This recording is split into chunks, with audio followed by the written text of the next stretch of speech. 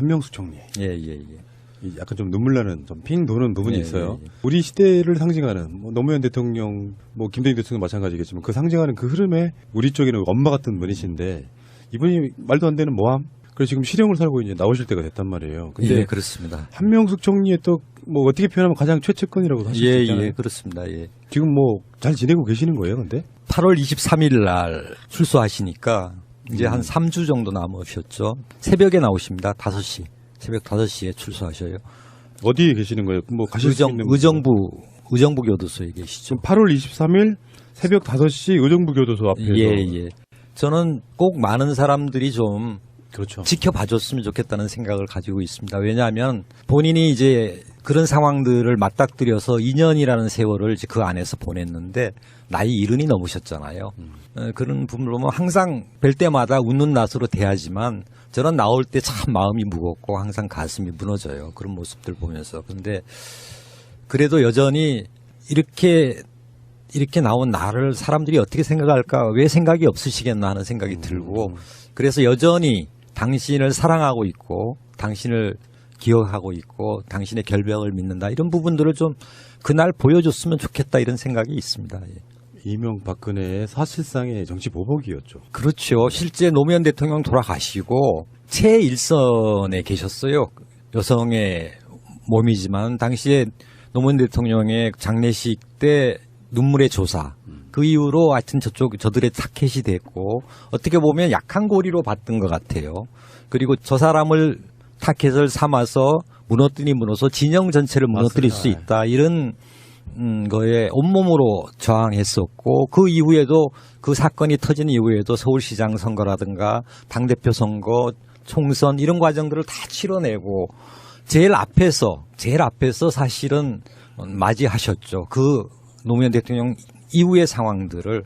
그래서 저는 지금 현재의 상황들이 오기까지 여러 우여곡절이 있고 촛불 탄핵에 이르기까지의 과정에서 그 징검다리를 나는 한명숙 총리가 온몸으로 맞이했고 우리 모두가 그에 대해서 빚을 지고 있다, 이런 생각을 가지고 있습니다. 니들도 우리랑 같아. 뇌물도 받고 그래. 이런 식으로 뭔가 짜 맞추려다 보니까 이제 뭐 의자가 돈 받고 이런 상황들이 또 만들어지는 거죠. 예. 그러니까 마음이 짠한 거예요. 고령이시기도 하시고. 예, 그렇습니다. 민주정부를 상징하는 대통령 두 분 말고 여러 인물들이 있잖아요. 뭐 네. 이해찬 총리도 있고, 예. 한명숙 총리도 있고. 근데 그 중에 한 분이 지금 사실 우리 시야에서 한 2년 정도 사라지신 거거든요. 그러셨죠. 예. 이번에 이제 며칠 전에 이제 지난 토요일 날 또 면회를 갔어요. 면회를 가서 뵀었는데, 이제는 이제 출소할 때의 상황들이나 이런 부분들에 대해서도 이제 얘기를 좀 나누게 되고 그러잖아요. 이 시간이 요새 더워서 너무 덥잖아요. 아니, 너무 덥고 이제 선풍기 하나에 의지하고 있고, 그렇게 해서 이제 요즘 날씨가 좀 덥다는 거. 그렇지만 이제 몸도 마음도 건강하다, 이런 말씀 하시고, 원래 좀 예쁘셨는데, 이게 화장빨이어서 민낯으로 나가도 괜찮을까 뭐 이런 걱정도 하시고, 들어갈 때는 좀 그 공인의 입장이었지만은 사실은 중간 과정에서 이제 부담이 될까봐 당에서도 탈당하시고, 이제는 좀 개인의 입장에서 이제 출소하고 세상과 마주하게 된다, 이런 말씀도 하시고, 나가면서 뭐라고, 뭐 기자들 혹시 올 텐데 오면 뭐라고 하지 뭐 이런 식의 고민이나 생각도 하시고, 여러 가지 나오시면 이제 세상과 어떻게 맞닥뜨릴까 뭐 이런 고민도 하시고 이러신 것 같아요. 우선은 좀 쉬고 싶다는 말씀도 하시고요. 마음이 짠하네요. 예. 한명숙 총리 그러면 그 인자한 미소, 그러시죠. 그리고 이 동네 서울 여성 프라자 같은 것도 사실 다 그 구조 연결돼 있어요. 맞습니다. 예. 실제로 김대중 노무현 대통령 때의 그 여성을 상징하는 인물이기 때문에 여성뿐만 아니라 뭐 총리도 지내셨으니까. 네, 김대중 대통령도 굉장히 좋아하셨던 분이고, 뭐 노무현 대통령도 다음 어떤 사람이 대통령 됐으면 좋겠냐 했을 때 한명숙 총리 같은 분이 대통령 됐으면 좋겠다, 이런 말씀을 하실 정도로 굉장히 신뢰가 깊으셨던 분이죠. 예. 진짜 우리는 어떻게 맞이해야 될까요? 좋은 관심들을 가져주고, 그다음에 여전히 당신을 잊지 않고 있고 당신을 사랑한다, 이런 것들이 좀 어떤 형태든 좀 표현됐으면 좋겠다. 우선은 당일날 나오실 때 좀 사람들이 마중 뭐 새벽이어서 어려움은 있겠죠. 차가 없으면 이제 거기 가시기가 어렵고 하기는 하겠지만은 뭐 가까이에 계신 분들은 좀 한번 마중 한번 나가 주셨으면 좋겠다. 아마 뭐 많은 시간들을 거기서 지체하지는 않을 겁니다. 나오셔서 그다음에 가족들도 만나야 되고 이제 이런 과정들이 있겠지만은 그런 모습들을 좀 보여줬으면 좋겠다는 생각입니다. 요즘에 화두 중에 하나가 검찰 개혁이잖아요. 예, 예. 검찰 개혁을 해야 되는 대표적인 사건 중에 하나가 한명숙 총리 아, 사건이에요. 저는 뭐 제가 국회의원 꼭 하고 싶다는 이유 중에 하나도 이것에 대한 진실을 좀 규명하고 싶다는 욕심도 있습니다. 예. 얼마나 그 당시에 사법체계, 검찰과 법원이 망가졌는지가 단적으로 보여주는 사건이고요.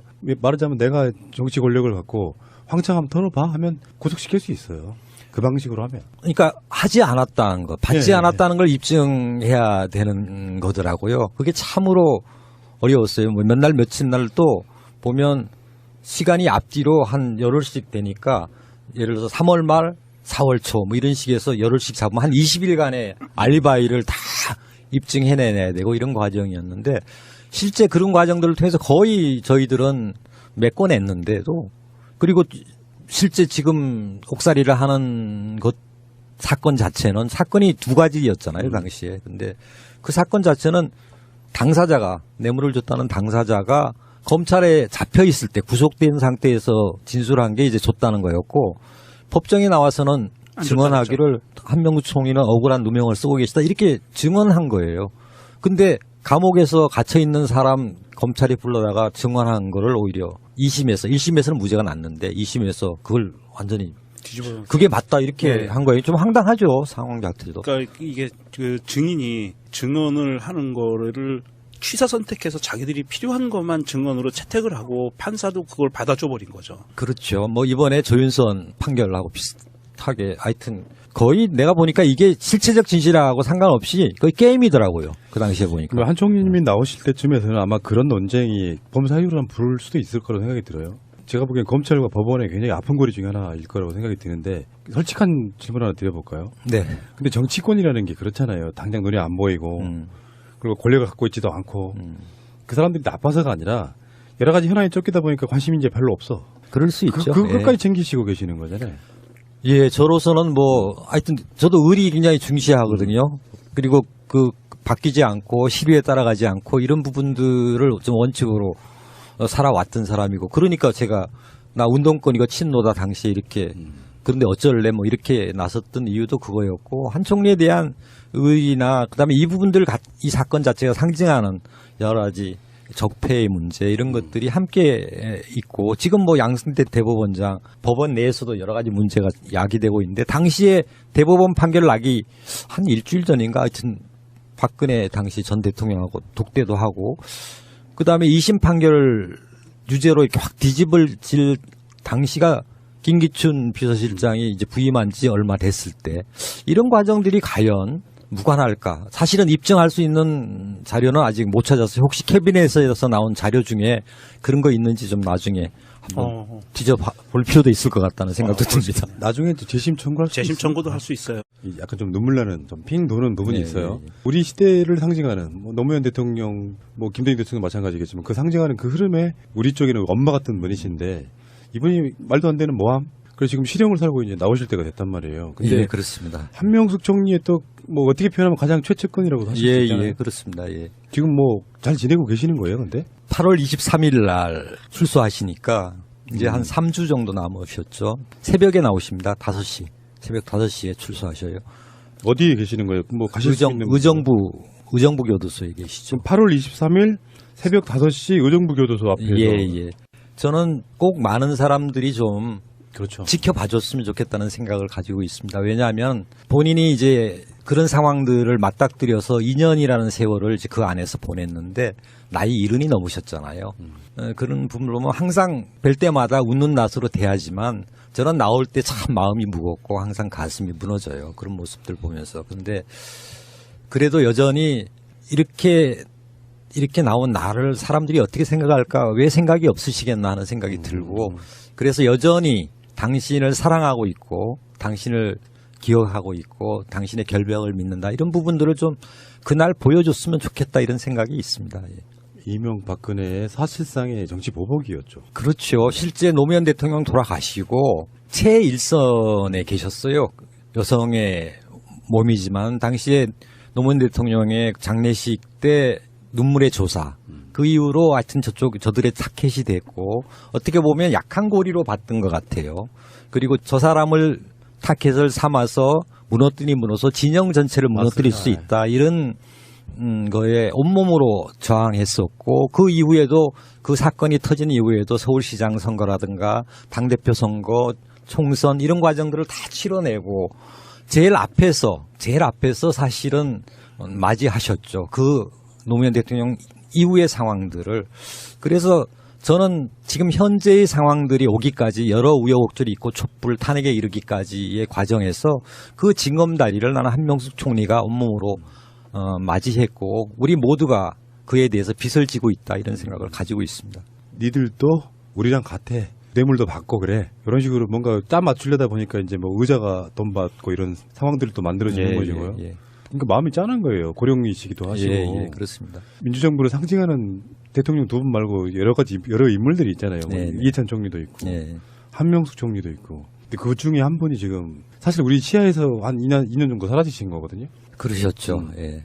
이번에 이제 며칠 전에 이제 지난 토요일 날 또 면회를 갔어요. 면회를 가서 뵀었는데 이제는 이제 출소할 때의 상황들이나 이런 부분들에 대해서도 이제 얘기를 좀 나누게 되고 그러잖아요.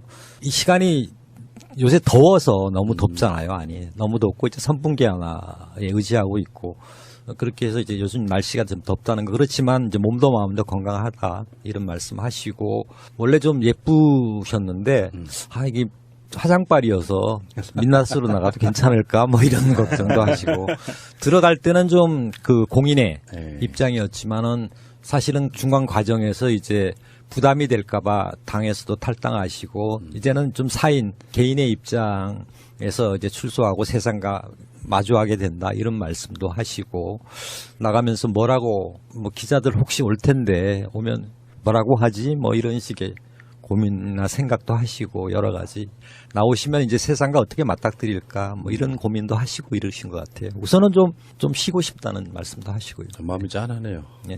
한명숙 총리 그러면 그 인자한 미소 그러시죠. 그리고 이 동네 서울 여성 프라자 같은 것도 사실 다 그 예, 구조 연결돼 예, 있어요. 예, 맞습니다. 예. 실제로 김대중 노무현 대통령 때의 그 여성을 상징하는 인물이기 때문에 여성뿐만 아니라 뭐 총리도 지내셨으니까. 네, 김대중 대통령도 굉장히 좋아하셨던 분이고 뭐 노무현 대통령도 다음 어떤 사람이 대통령 됐으면 좋겠냐 했을 때 한명숙 총리 같은 분이 대통령 됐으면 좋겠다 이런 말씀을 하실 정도로 굉장히 신뢰가 깊으셨던 분이죠. 예.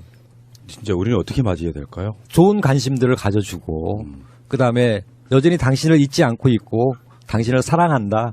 이런 것들이 좀 어떤 형태든 좀 표현됐으면 좋겠다. 우선은 당일날 나오실 때 좀 사람들이 마중 뭐 새벽이어서 어려움은 있겠죠. 아마 차가 없으면 이제 거기 가시기가 어렵고 하기는 하겠지만은 뭐 가까이에 계신 분들은 좀 한번 마중 한번 나가 주셨으면 좋겠다. 아마 뭐 많은 시간들을 거기서 지체하지는 않을 겁니다. 나오셔서 그다음에 가족들도 만나야 되고 이제 이런 과정들이 있겠지만은 그런 모습들을 좀 보여줬으면 좋겠다는 생각입니다. 요즘에 화두 중에 하나가 검찰 개혁이잖아요. 예, 예. 검찰 개혁을 해야 되는 대표적인 사건 중에 하나가 한명숙 총리 사건이에요. 저는 뭐 제가 국회의원 꼭 하고 싶다는 이유 중에 하나도 이것에 대한 진실을 좀 규명하고 싶다는 욕심도 있습니다. 예. 얼마나 그 당시에 사법체계, 검찰과 법원이 망가졌는지가 단적으로 보여지는 사건이고요. 말하자면 내가 정치 권력을 갖고 황창 한번 털어봐 하면 구속시킬 수 있어요.